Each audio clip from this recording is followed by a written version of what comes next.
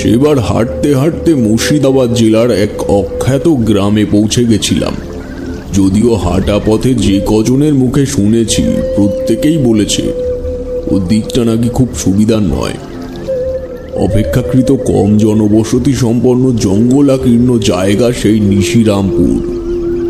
তবে সেই গ্রামে পৌঁছানোর মাঝে যে একটা বড় তরঙ্গিনী পার করে যেতে হয় সে পূর্বাভাস আমি আগে কাউর থেকেই পাইনি। তখন বিকেল গড়িয়ে কেবল সন্ধ্যা নামার প্রস্তুতি চলছে। ঘাটে নৌকা একটা বাঁধা আছে, কিন্তু মাঝি নেই। অনেকক্ষণ অপেক্ষা করার পরেও যখন কোনো ব্যবস্থা করতে পারলাম না, তখন ঠিক করলাম সেখানেই কাঠকুঠো জোগাড় করে একটা ধুনি করে রাতটা কাটিয়ে দিই। সকাল হলে ঠিক একটা উপায় বেরোবেই। সমস্ত সরঞ্জাম একত্রিত করে আগুন জ্বেলে যখন তার সামনে বসেছি, তখন সন্ধ্যা নামছে। বসে বসে আমার ফেলে আসা জীবনের কথা, যেমন বাড়ির কথা, বাল্যকালের কথা, এসব চিন্তা করছি। এমন সময় শুকনো পাতার ওপর থেকে কোনো মানুষ হেঁটে আসার শব্দে পেছনে তাকালাম। দেখি একটা গরদের ঘিয়ে ধুতি পাঞ্জাবি পরিহিত লম্বা চওড়া ভদ্রলোক আমার পেছনে এসে দাঁড়িয়েছে। আমি কিছু বলার আগেই সে প্রশ্ন করল, নমস্কার, আমি কোমল মুখার্জি। আপনি নৌকা পাননি বুঝি? বললাম হ্যাঁ। ভদ্রলোক ধুতির কুচি হাতে ধরে স্বেচ্ছায় আমার পাশে বসে পড়ল। আমি প্রশ্ন করলাম, আপনিও ওপারে যাবেন নাকি? সেই জন্যই তো এখানে এলাম। তবে ভালোই হলো, হয়তো বাড়ি ফিরে যেতাম, কিন্তু আপনাকে পেয়ে গেলাম, তাই আজ রাতটা এখানে বসেই কাটিয়ে দিই। আপত্তি করলাম না। একই নির্জন অপরিচিত জায়গা, সেখানে যদি রাত কাটানোর একটা সঙ্গী পাওয়া যায় তাহলে মন্দ কি। তবে লোকটা যেন খুব বেশি তাড়াতাড়ি আমার মনের কথা জেনে যাচ্ছে বলে আমার মনে হলো। উনি বললেন, আপনাকেও একা একা রাত কাটাতে হবে না, তাই তো?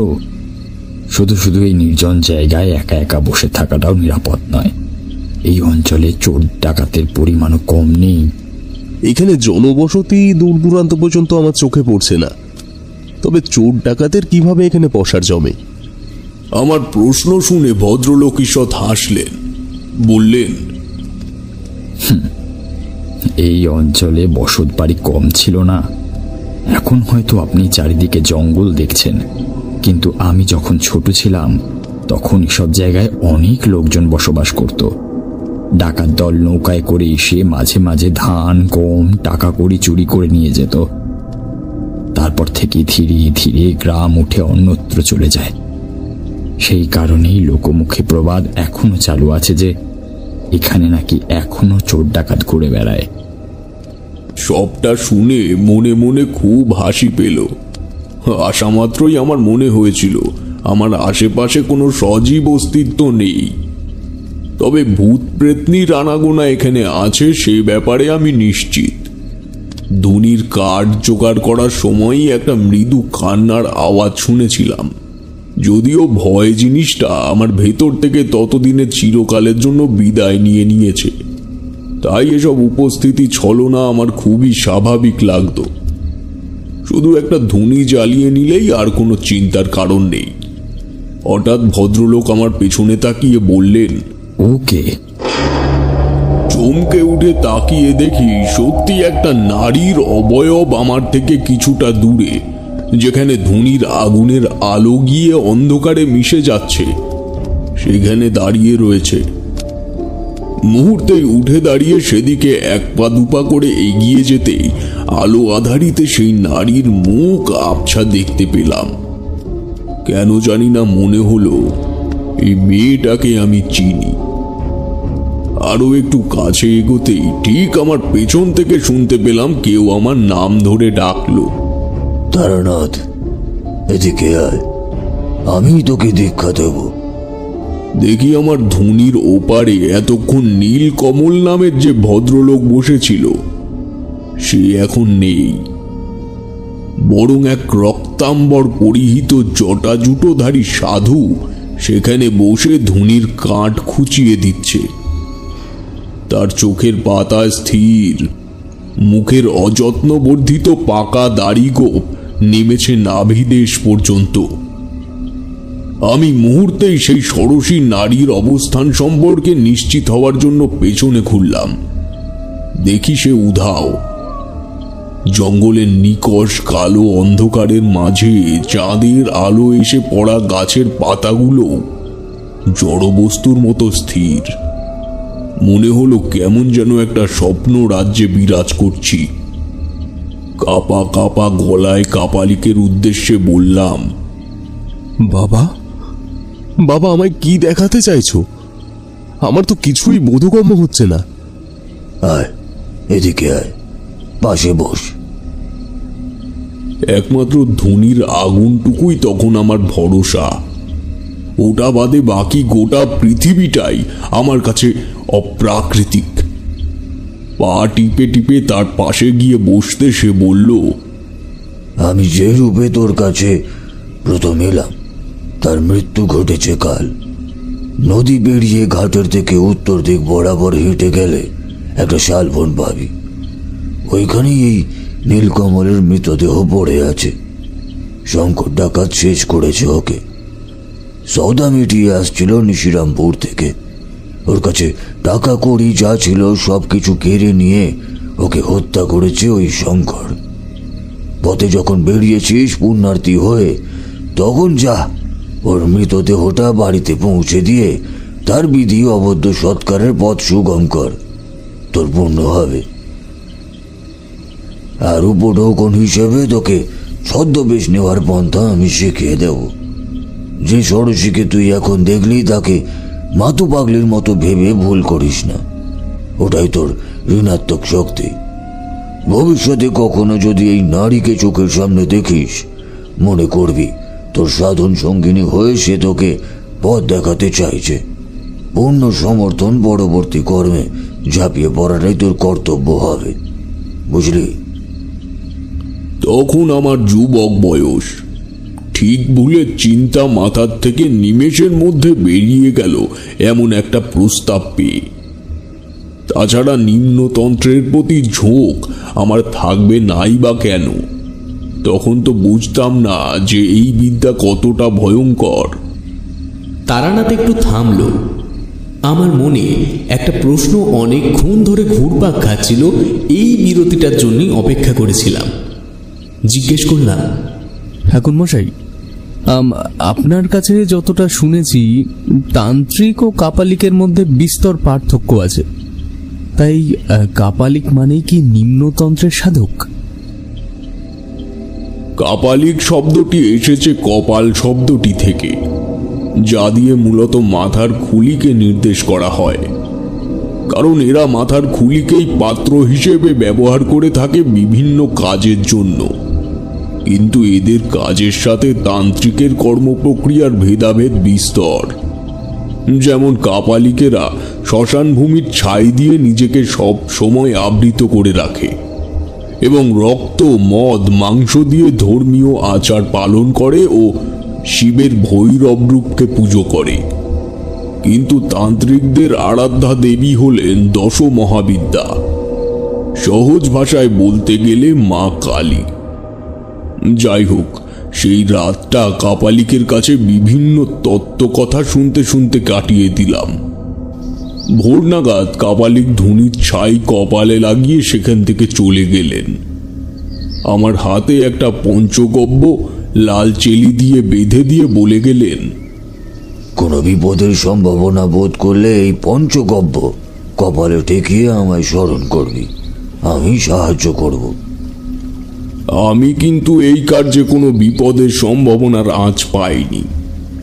একটা মৃতদেহ তুলে এনে তার বাড়িতে নিয়ে যাওয়া, এই কাজে আবার বিপদ কি? সূর্যের আলো ফোটা মাত্রই বাঁধা নৌকার মাঝি এসে উপস্থিত হলো। এখান থেকে যাওয়ার জায়গা একটাই, সেটা ওই নিশিরামপুর গ্রাম। নৌকায় চেপে বসতেই মাঝি খুঁটির থেকে দড়ি খুলে দাঁড়ের চাপে খেয়া সরিয়ে আনলেন জলের ওপর। যেতে যেতে মাঝির সাথে কম বেশি কথা হলো। তাকে বললাম কাজ শেষ করে তার নৌকাতেই আবার ফিরব। সে আমায় ওখানে চোর ডাকাতের বিষয়ে বেশ সতর্ক করতে থাকলো। কথায় কথায় জানতে চেষ্টা করছি নীলকমল নামের কাউকে সে চেনে কি না, কিন্তু ওভাবে তো বলা যায় না যে আমি নীলকমলের মৃতদেহ আনতে ছুটছি, তাহলে সে আমায় অন্য কিছু ভাবতে পারে। অগত্যা এটা সেটা বলতে বলতে পৌঁছে গেলাম নিশিরামপুর ঘাটে। ইতিমধ্যে মাঝির সাথে বেশ সাক্ষাৎ জমে গেছে। ঘাটে নেমে মাঝিকে বিদায় দিয়ে ছুটলাম মৃতদেহটির সন্ধানে। বেশ অনেকটাই পথ এগিয়ে যেতেই দূর থেকেই দেখছি নদী পার সংলগ্ন শালবনের মধ্যে গত রাতের সেই একই বসন পড়া এক লোকের মরদেহ। কাপালিক যে আমার সাথে ছলনা করেনি তা বেশ বুঝতে পারলাম। এক দৌড়ে সেই মরদেহর কাছে গেলাম।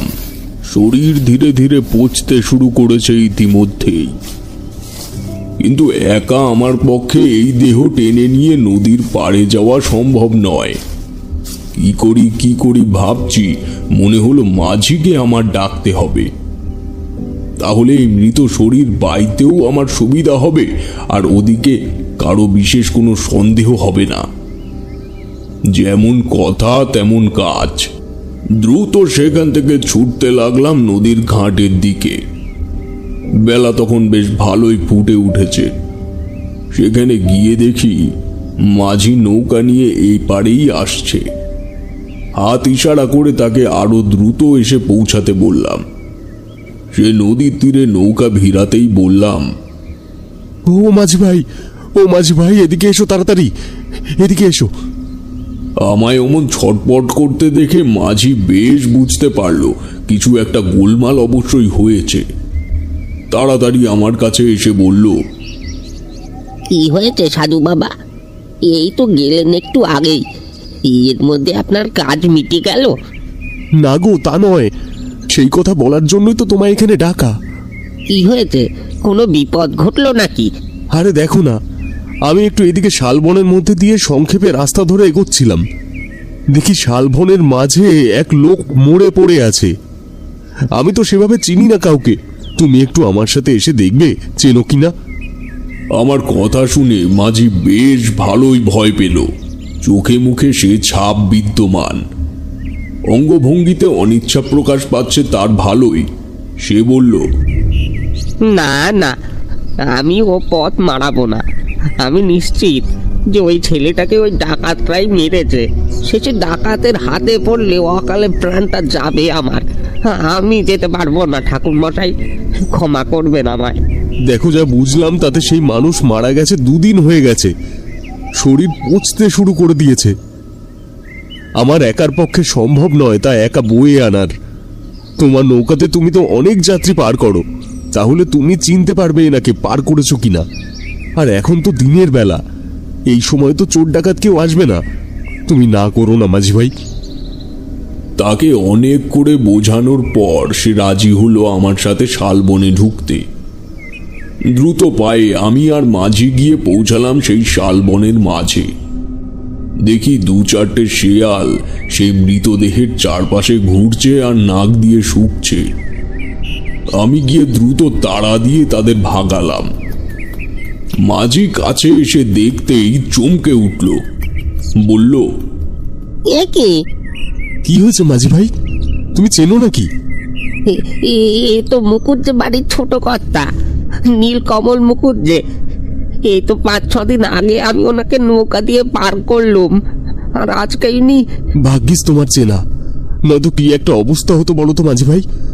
চলো আমরা দ্রুত হাতে হাতে নিয়ে যাই এনাকে।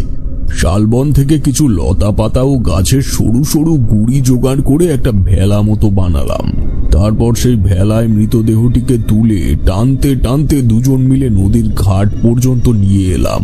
বাঁচোয়া এইটুকুই যে মাঝিকে আমার বলা লাগেনি আমি এই জিনিস সন্ধান করতেই এপারে এসেছি, আর সেও চিনতে পেরেছে লোকটিকে। অগত্যা তাকে বাড়ি পৌঁছে দিতে আমার খুব বেশি বেগ পেতে হবে না, কিন্তু সে তো গেল। পাড়ে এসে হলো আর এক ঝামেলা।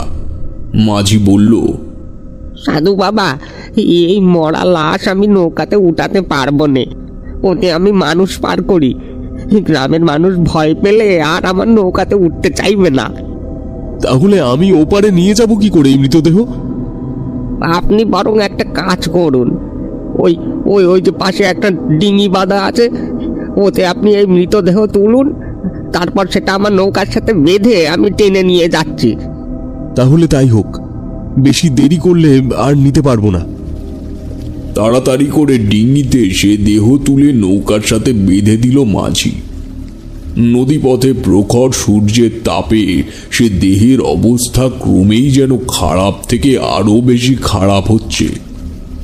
এদিকে মাঝিও যেন কেমন নৌকা দ্রুত টানতে পারছে না। বেলা প্রায় পড়ে এসেছে অনেকটাই। আকাশে কখন এত মেঘ করে এসেছে বুঝতে পারিনি। চারিদিকটা কেমন যেন অন্ধকার হয়ে এসেছে। ওপারে পৌঁছাতে নদীপথ তখনও বেশ খানিকটাই বাকি। আমি মাঝিকে তাড়াতাড়ি নৌকা টানতে বললাম। মাঝিও তার সমস্ত শক্তি দিয়ে সে কাজ করছে, কিন্তু কোনো মতেই যেন নৌকা দ্রুত সেখান থেকে সরছে না। বুঝলাম বিপত্তি কিছু একটা ঘটবে এখানে। তোমরা জানো কিনা জানি না, মৃত শরীর বহন করতে গেলে কিছু না কিছু ভূতের কাণ্ড ঘটে। হ্যাঁ, যদিও সেটা পরিস্থিতি এবং ক্ষেত্র বিশেষে। তবে নদীপথ বা কোনো শুনশান জায়গা যেখানে জনমানবের সংখ্যা নিতান্তই নেই বললেই চলে, সেই স্থানের প্রকোপ কিঞ্চিত বেশি হয়। ঘটনাচক্রে এখানেও হয়েছে সেই একই পরিবেশের উৎপত্তি। এত দীর্ঘ স্রোতঙ্গিনী, তার উপরে মানুষ বলতে কেবল আমি আর মাঝি, দুজনে একটি মৃত শরীর নিয়ে যাচ্ছি ওপারে। যে মৃত্যু কিনা হয়েছে আবার অপঘাতে। এমতো অবস্থায় কোনো অতি প্রাকৃতিক ঘটনা যে ঘটবে না এমন চিন্তা করাও বৃথা। ইতিমধ্যে আকাশ একবার গম্ভীরভাবে ডেকে গুড়ি গুড়ি বৃষ্টিও শুরু হলো। তখন আমরা মধ্য নদীতে, আর এমন রাত দুপুরে যে গন্ডগোল কিছু একটা ঘটবে তার আজ আমি বেশ ভালোই বুঝতে পারছি। মাঝিকে বিষয়টা বুঝতে দেব না বলে ভাবছিলাম তার মনোসংযোগ অন্যদিকে ঘুরিয়ে দেব। এমন সময় মাঝি বলল, এই জন্য আমি আপনাকে বলেছিলাম ওই মরা লাশ নিয়ে আমি নৌকা পার করবো নে। একে তো অপঘাতে মৃত্যু, তার উপর আবার বৃষ্টি, মেঘ। আমি আমি আমি মরলে যে আমার বউ বাঁচবে না খেতে পেয়ে মরে যাবে ঠাকুর মশাই। তুমি এত উতলা হইও না মাঝি ভাই, আমি আছি তো। আমি থাকতে তোমার কোনো ভয় নেই। আপনার উপরে ভরসা করেছি, তাই তো আমি নিয়ে আসলাম। কিন্তু কিন্তু এখন তো দেখছি উল্টে বিপদে পড়ে গেলাম। আমি তো নৌকা নিয়ে এক হাতও এগোতে পারছি না। ফিরবো কি করে এখন আমরা ওপারে? হ্যাঁ, আমি বেশ ভালোই বুঝলাম কাল রাতে কাপালিক আমায় কোন বিপদে পড়ার কথা বলেছিলেন। সত্যি আমার তখন মাথায়ও ছিল না যে এর আগেও বেশ কয়েকবার আমায় এরকম বিপদের সম্মুখীন হতে হয়েছে, যেখানে প্রায় মৃত্যুকে খুব কাছের থেকে আমি দেখতে পেয়েছি। কিন্তু যতই তাড়াহুড়ো হোক না কেন, আমি এই ভুলগুলো কিভাবে করলাম? ধীরে ধীরে পরিস্থিতি যেভাবে হাতের বাইরে চলে যাচ্ছে, তাতে এখানেই বড় সড়ো একটা দুর্ঘটনা ঘটতে খুব বেশি সময় নেবে না। চারিদিকের প্রকৃতিকে ঘনায়মান কালো মেঘ শীতের চাদরের মতো ঘিরে ধরেছে। ধীরে ধীরে চারপাশের পরিবেশ তার ভয়ঙ্কর রূপের দিকে অগ্রসর হচ্ছে। হঠাৎ করে গুড়ি গুড়ি বৃষ্টির সঙ্গে যুক্ত হলো ঝোড়ো হাওয়া। ততক্ষণে মাঝি আর একটুও দাঁড় বেয়ে নৌকার সামনের দিকে এগোতে পারছে না। তীব্র ঝোড়ো হাওয়ায় নৌকা এবং ডিঙি সমান তালে ডানে বায়ে দুলছে। নদীতে তখন সে কি ঝড়, ভয়ে মাঝি প্রায় কুঁকড়ে যাওয়ার মতো অবস্থা। এদিকে নৌকা এবং ডিঙি এত জোরে জোরে দুলছে যে সেখানে বসে থাকা প্রায় অসম্ভব হয়ে পড়ছে। মাঝি দাঁড় ছেড়ে দিয়ে নৌকার দুটো অংশ শক্ত করে ধরে রেখেছে। তার চোখে মুখে জমের হাতছানি, এই বুঝি তার প্রাণটা নিয়ে গেল কেউ। মাঝি গলা ঝেড়ে চেঁচিয়ে ডাকছে কারো সহায়তা পাওয়ার জন্য, কিন্তু শুনশান এ জলধারার দূর দূরান্ত অবধি কোনো প্রাণের স্পন্দন যেন উকি মারতে চাইছে না। মাঝি নৌকার সাথে ডিঙির সংযোগ সূত্রটুকু ছিন্ন করে পালিয়ে যেতে চাইছে, কিন্তু তরঙ্গের ভয়ঙ্কর দোলাচলে সে নৌকার সাথে তার হস্তবন্ধন কিছুতে মুক্ত করতে পারছে না। আমি তাকে যথাসম্ভব সাহস যোগাচ্ছি, যাতে সে সাহস যোগাতে পারে নিজের মধ্যে, কিন্তু তাতে বিশেষ কোনো ফল লাভ হলো না। নৌকায় সামান্য আলো জ্বালানোর উপাদানটুকুও উপস্থিত নেই।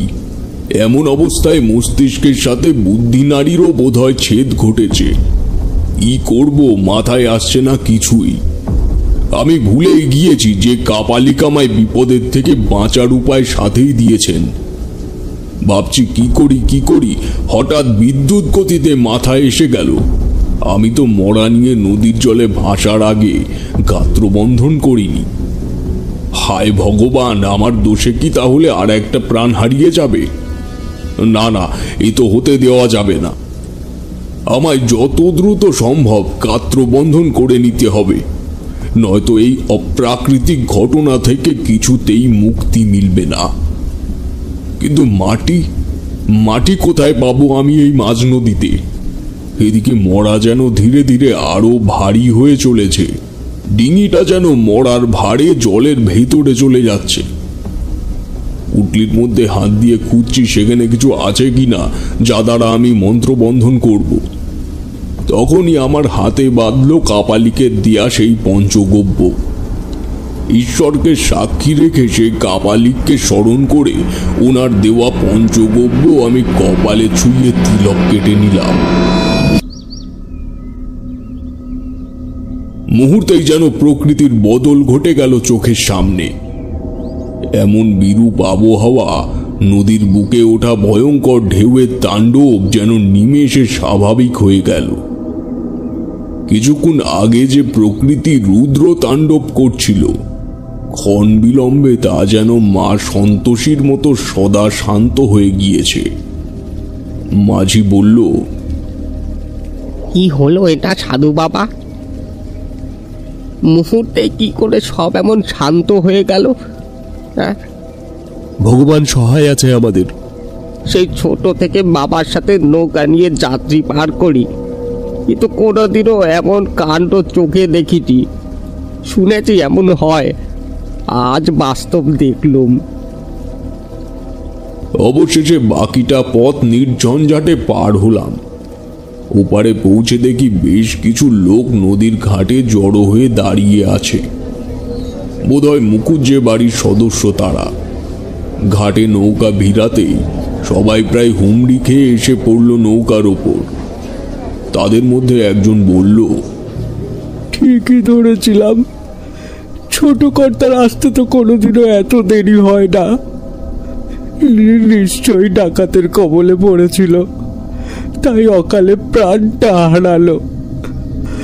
এবার গিন্নিমাকে কি বলে জবাব দেবে সবাই? হ্যাঁ, হিন্দু মতে সব দেহ দাহ করা মহাপুণ্যের কাজ। এমন অবস্থায় পড়ে গেলে কখনো দাহ কাজ সম্পন্ন না করে আসতে নেই। তাই সবার সাথে গেলাম।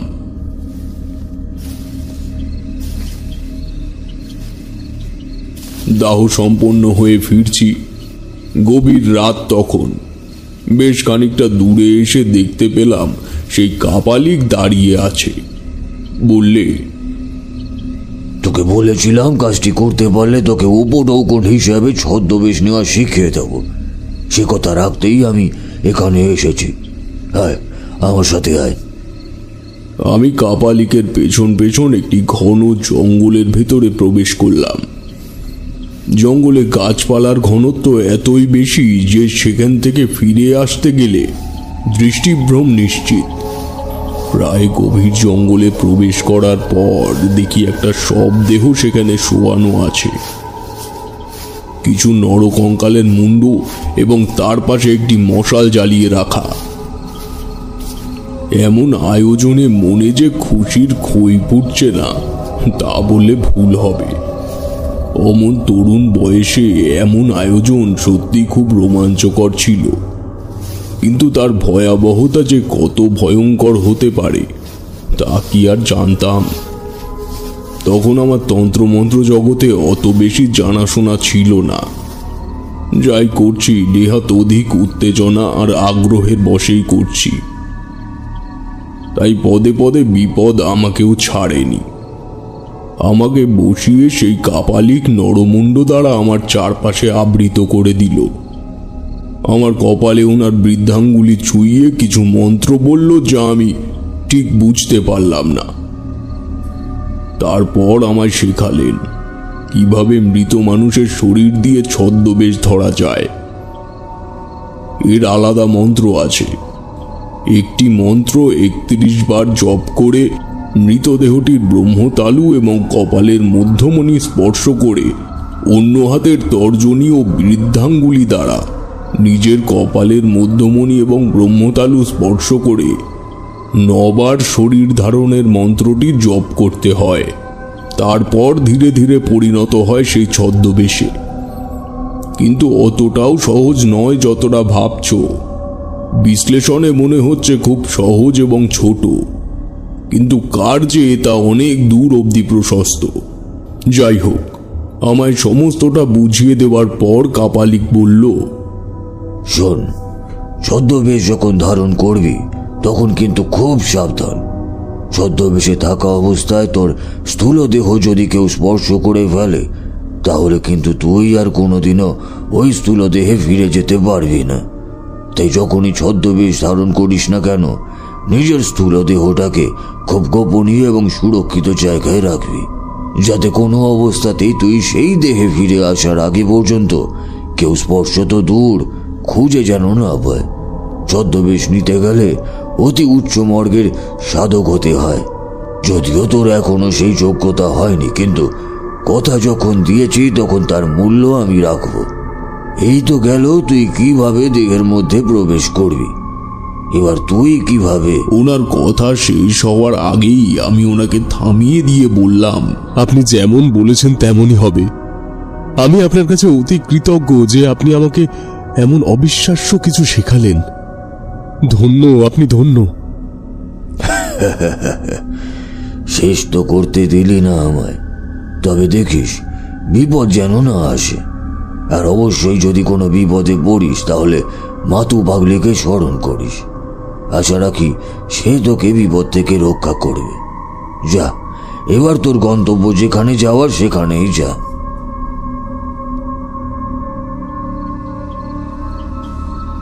আমি সেই স্থান থেকে প্রস্থান করলাম আবার অজানার উদ্দেশ্যে। মনের আনন্দ ভাষায় প্রকাশ করতে পারবো না যে আমি এই বিদ্যা শিখে তখন কি পরিমাণে উৎফুল্ল বোধ করছি। একাগ্র চিত্তে অপেক্ষা করছি সেই মুহূর্ত, সেই ক্ষণের, যেই সময় আমি নিজে থেকে এই প্রক্রিয়ার প্রয়োগ করতে পারবো। কিন্তু সে অপেক্ষার দিন এতটাই বর্ধিত হয়ে গেল যে আমি ধীরে ধীরে নানাবিধ কর্মের সাথে যুক্ত হতে হতে এক প্রকার ভুলেই গেছিলাম আমার এই অপার্থিব ক্ষমতার কথা। তারানাথ চুপ করল। তার চোখের দিকে তাকাতে এখন কেন জানি না রীতিমতো ভয় করছে, কিন্তু তার চাহনিতে কিন্তু অর্জিত ক্ষমতা বা প্রাপ্তির কোনো দীপ্ততা চোখে পড়ল না। কৌতূহলী হয়ে প্রশ্ন করলাম, তাহলে কি আপনি সে ক্ষমতা প্রয়োগ করার সুযোগ কোনোদিনও পাননি? আর আপনি তো এমনি এত শ্মশানে মশানে থাকতেন, তা এর মধ্যে এমন কোনো মৃতদেহ পেলেন না যার সঙ্গে আপনি এই শক্তি প্রয়োগ করে দেখতে পারেন? তারানাথ নিঃশব্দে মাথা নাড়ল। খানিকক্ষণ চুপ করে থেকে বলল, মৃতদেহ হলেই হবে না, সেই দেহে বিশেষ কিছু লক্ষণ না থাকলে তার শরীর ব্যবহার করা সম্ভব নয়। যেমন মৃতদেহের দুই পায়ের বুড়ো আঙুলের সাথে তার পাশের আঙুলটির উচ্চতা বড় হতে হবে, চিবুকে কিঞ্চিত ভাঁজ আছে কিনা নজর রাখতে হবে এবং বিশেষ করে তার মধ্যে ভৈরব বা ভৈরবী হওয়ার লক্ষণ বর্তমান থাকতে হবে। এ মোটেই সহজ কাজ নয়। তবে আমার সাথে যে ঘটনা ঘটেছিল সেই অভিজ্ঞতার কথা মনে পড়লে আজও একান্তে শরীরের ভেতরটা কেঁপে ওঠে। পায়রাগাছি নামক একটি হল্ট স্টেশন থেকে এক ভক্তের বাড়িতে ব্রাহ্মণ ভোজন করে ফিরছি। আকাশে সেদিন সকাল থেকেই বেজায় মেঘ জমে গেছে। বৃষ্টি হওয়ার আগে যেমন এলোপাথারি ঠান্ডা হাওয়া বয়ে আসে, তেমনটাই চলছে প্রায় ঘন্টা দুয়েক ধরে। মূল রাস্তা পর্যন্ত একজন বয়োজ্যেষ্ঠ ব্যক্তির সাথে কথা বলতে বলতে এলাম। তারপর সে আলাদা হয়ে তাড়াহুড়ো করে বাড়ির দিকে চলে গেল। আমাকেও সাধলো, কিন্তু অতিথি সেজে এক বাড়ির থেকে সবে মাত্র বেরিয়ে এলাম, তখন কি আর চক্ষু লজ্জা ত্যাগ করে আবার অন্য বাড়িতে যাওয়া যায়? অগত্যা কিছু দূর হেঁটে একটা মোটা বট গাছ দেখে সেখানেই পুটলি পেতে বসে পড়লাম। আকাশ দেখলে মনে হয় কোনো এক বিশেষ সময়কে তলিয়ে দেওয়ার জন্য পরমেশ্বর কোনো রকমে বৃষ্টিটা আটকে রেখেছেন। মিনিট 10 কাটতে না কাটতেই শুরু হলো গুড়ি গুড়ি ছাগল তাড়ানো বৃষ্টি। এমন সময় লক্ষ্য করলাম গুটি কয়েক যুবক ছেলে একটি মরার খাটুলি কাঁধে বাঁধিয়ে দ্রুত গতিতে এই বটগাছের দিকে এগিয়ে আসছে। বুঝলাম এই গাছের ছাউনিকেই গন্তব্য বানানোর জন্য তাদের এই ব্যস্ততা। আমি উঠে দাঁড়িয়ে তাদের জায়গা করে দিলাম। খাটুলি নামিয়ে তারা নিজেদের মধ্যে কথা বলতে লাগলো। তাদের মধ্যে একজন বলল, দূর দূর, এ লক্ষ্মীর মেয়ে মুড়েও শান্তি দিল না। হ্যাঁ, এবার কাঠ পাওয়া যাবে বলতো? কাপড়টা সরিয়ে দেখ তো, দাটা আনা হয়েছে কিনা, নাকি আবার ব্যস্ততায় ফেলে আসলাম কে জানে। আরে অসুবিধা নেই, পাশের চালায় কাঠ থাকে, ও একটু কেটে ছেটে ঠিক করে নিতে হয়, ও কোনো ব্যাপার না। প্রথম ছেলেটি গিয়ে মরার পায়ের কাছের থেকে সাদা কাপড়টি তুলে বলল, হ্যাঁ হ্যাঁ, দা আছে এখানে। বলে আবার কাপড়টা উপরে টেনে দিল ঠিকই, কিন্তু মৃতদেহের দুটি পায়ের পাতা সে অযত্নে ঢাকা পড়ল না, এবং একই সঙ্গে আমার বিস্মিত চোখ আটকে গেল সেই পায়ের আঙুলে। কাপালিকের কথা মতো এই মৃতের বুড়ো আঙুলের থেকে তার পাশের আঙুল দুটি অপেক্ষাকৃত বড়। তৎক্ষণাৎ আমার মাথায় বদবুদ্ধিটা জেগে উঠল।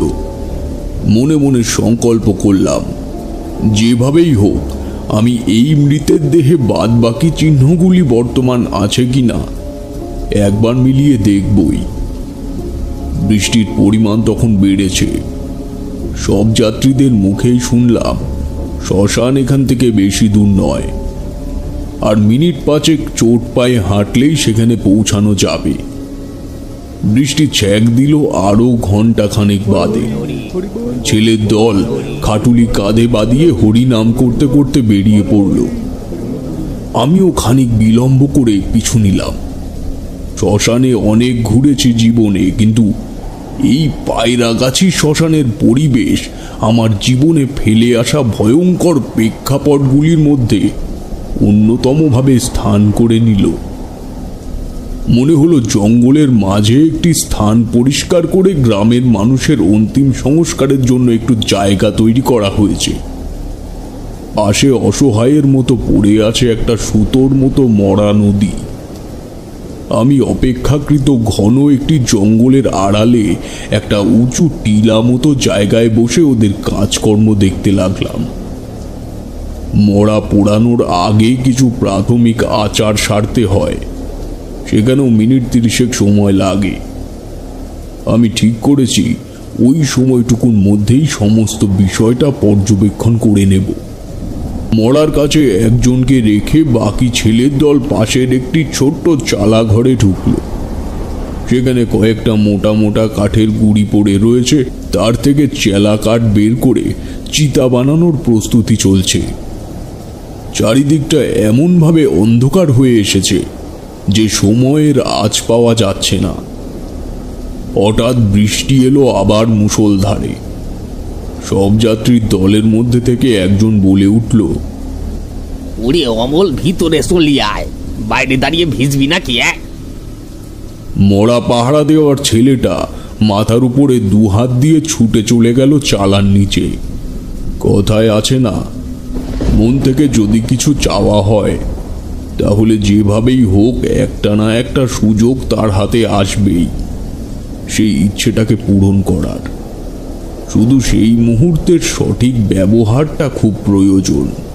ক্ষমতা পরকের মোহ আমায় তখন আষ্টে পিষ্টে ঘিরে ধরেছে। কোথার থেকে এমন অমানসিক শক্তি পেলাম জানি না। মনে হলো আমি এখন যদি মরার কাছে গিয়ে দাঁড়াই তাহলে আমায় ওরা কেউ দেখতে পারবে না। পা টিপে টিপে জঙ্গল থেকে বেরিয়ে খাটুলির দিকে এগোচ্ছি। মাটি ছেদ করে দেওয়া বৃষ্টির সাথে তখন যুক্ত হয়েছে ঝোড়ো হাওয়া। যে স্থানে মরাটিকে রাখা আছে চালাঘর থেকে সেটাকে পর্যবেক্ষণ করা সম্ভব নয়। ওই যে আগেই বললাম, দেখলে মনে হয় শুধু মরা পোড়ানোর জন্যই এই জায়গাটি পরিষ্কার করা হয়েছে। আশেপাশের ঘাসের উচ্চতা আমার মাথা ছাড়িয়ে আরো 1 হাত। লক্ষণ প্রতিলক্ষণ এই সমস্ত কিছুর উপরেই তন্ত্রশাস্ত্র নির্ভর করে। মনের উন্মাদনা তখন এই পর্যায়ে পৌঁছিয়ে গেছে যে মৃতের দেহের লক্ষণ পর্যবেক্ষণ করে আমার সমস্ত কার্য সম্পন্ন করতে খুব বেশি সময় লাগলো না। এবার আমি আর পূর্বের জঙ্গলে ফিরলাম না। খানিকটা সংযত হয়ে পায়ে হেঁটে একটা নিরাপদ জায়গা বুঝে দৌড় লাগালাম আরো একটু ঘন জঙ্গলের দিকে। শরীরের ভেতরে কিন্তু তখন থেকেই একটা অস্বস্তি বোধ করছি। মাথার শিরা দপদপ করে কাঁপতে শুরু করলো হঠাৎ। মধুসুন্দরী দেবী প্রথমবার যখন আমার সামনে উপস্থিত হয়েছিল তখন ঠিক এমন শারীরিক অস্থিরতা অনুভব করেছিলাম। বুঝতে পারলাম খুব শীঘ্রই চেতনা হারাবো আমি। চোখ খুলে দেখি আমি পড়ে আছি সেই নির্দিষ্ট স্থানে। আমার দেহের ভেতরে প্রাণের সঞ্চার নেই, অর্থাৎ আমি সূক্ষ্ম দেহে প্রবেশ করেছি এবং ঠিক আমার সামনে নিথর হয়ে পড়ে আছে আমারই স্থূল দেহ। নিজের মনে বিশ্বাস করতে পারলাম না যে আমি এই কার্যে সফল হয়েছি। তবে নিম্ন সাধনার সঙ্গে যে চিন্তা ভাবনাও নিম্নবর্তিত হয় তা জানা ছিল না। ঠিক করলাম তাদের একটু ভয় দেখাবো, কিন্তু সেটা করতে গিয়েই হলো বিপত্তি।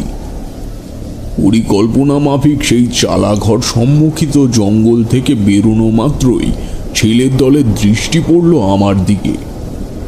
তাদের মধ্যে একজন বলল, ওই ওই ওই দেখ, লক্ষ্মীর মেয়ে না? হ্যাঁ হ্যাঁ, তাই তো, লক্ষ্মীর মেয়ে তো। ধর ধর ধর ধর ধর।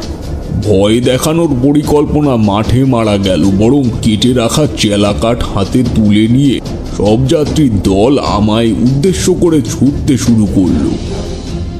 আমি পড়ি কি মরি করে দৌড়াচ্ছি দিক বিদিক জ্ঞান শূন্য হয়ে।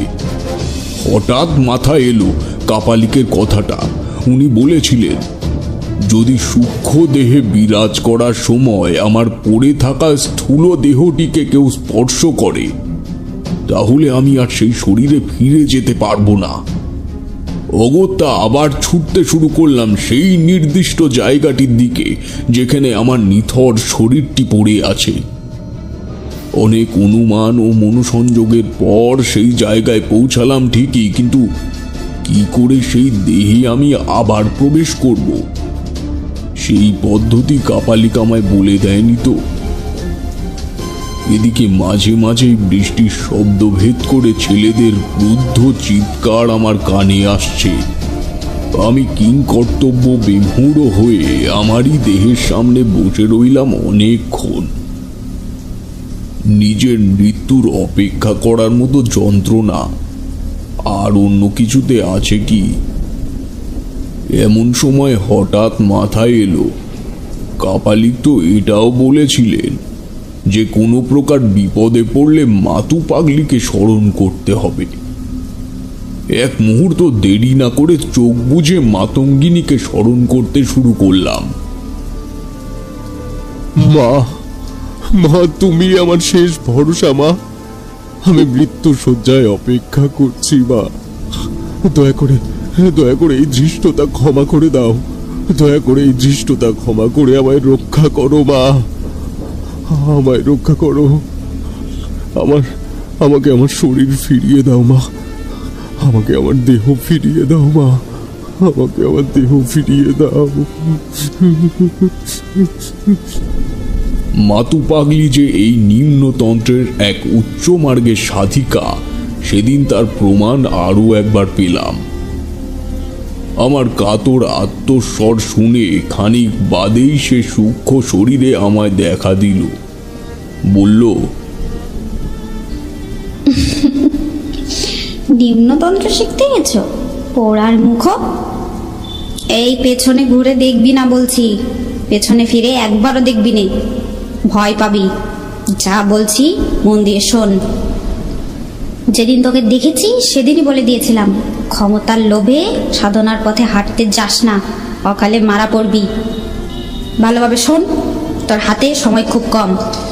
তোর স্থূল শরীরের ডান পায়ের বৃদ্ধাঙ্গুল ধরে মন দিয়ে 9 বার শরীর ধারণের মন্ত্র জপ কর, তাহলে আবার নিজের দেহে ফিরে আসবি।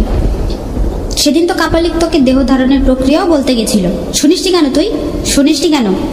কিন্তু ওই যে তোর মোহ, এই মোহের বশবর্তী হয়ে পুরো কথাটা পর্যন্ত শুনিসনি। তোকে আর কিছু বলবো না, কারণ তুই সোনার ছেলেই নোস। তবে এই নিম্নতন্ত্রের ধারে পাশে তোকে যদি আর আমি দেখেছি, নিচে গলা টিপে মারবো। এবার যা যা। এই কথা বলে মাতু পাগলি অন্তর্ধান হলেন। আমি দ্রুত তার বলে যাওয়া কথা অনুযায়ী আমার ডান পায়ের বৃদ্ধাঙ্গুলি চেপে ধরে শুরু করলাম বীজ মন্ত্র পাঠ। তারপর আর কিছু মনে নেই আমার। যখন চোখ খুললাম তখন চারিপাশে ঘুটঘুটে অন্ধকার। বৃষ্টির দাপট একটু কমেছে। পাশে হাতড়ে দেখি মৃত শরীরটি আমার পাশেই পাথরের মতো হয়ে পড়ে রয়েছে। বুঝতে পারলাম সব যাত্রীরা দেহটিকে তখনও খুঁজে পায়নি, কিন্তু তখন অন্ধকারকে তোয়াক্কা না করে অপরিচিত জঙ্গল ভেদ করার শক্তি আমার শরীরে অবশিষ্ট নেই। অগত্যা সেখানে বসেই রাতটা কাটিয়ে দিলাম। সে কি ভয়ানক রাত! বৃষ্টি সম্পূর্ণ ধরে যেতেই আশেপাশে অসংখ্য সবজে চোখ যেন ভাটার মতো জ্বলে উঠল। হাতের কাছে যা পাই তাই ছুঁড়ে মারি সেই চোখের দিক নির্দেশ করে। এক কথায় সেই রাতে শেয়ালের থেকে মৃতদেহকে রক্ষা করাই ছিল আমার একমাত্র কাজ। ভোরের আলো ফুটতে না ফুটতেই দূরের থেকে গুঞ্জন কানে ভেসে এলো। বুঝতে পারলাম এই দেহটিকে খোঁজার জন্য এখন সেই ছেলের দল গ্রামের আরো লোকজনকে নিয়ে এসেছে। আমি সেই গুঞ্জন লক্ষ্য করে এগিয়ে গেলাম। অবশেষে জঙ্গলের কোন ফাঁকের থেকে একজন আমায় দেখতে পেয়ে হাঁক দিল, ও সাধুজি, এদিকে কোনো মেয়েকে আসতে দেখেছেন নাকি? আমি চেহারা বিস্মিত করে তাদের সামনে গিয়ে বললাম, আমি তো গ্রামের দিকেই যাচ্ছিলাম এই খবরটা দিতে। ওই দিকে দেখলাম একটা মেয়ে মনে পড়ে আছে। তোমরা এসো তো আমার সাথে। তাদের মৃতদেহ দেখিয়ে দিয়ে অতি সংক্ষেপে তাদের বুঝিয়ে দিলাম আমি এদিকে এসেছিলাম আস্তানা বানানোর জায়গা দেখতে। তখন আমার চোখ পড়ে দেহটির দিকে। বলতে গেলে তখন আমার কিছু একটা বুঝিয়ে সেখানের থেকে পালাতে পারলে বাঁচি। ঠিক ভুল সত্যি মিথ্যের বিচার তাদের উপরে ছেড়ে দিয়ে আবার পাড়ি দিলাম অজানার উদ্দেশ্যে।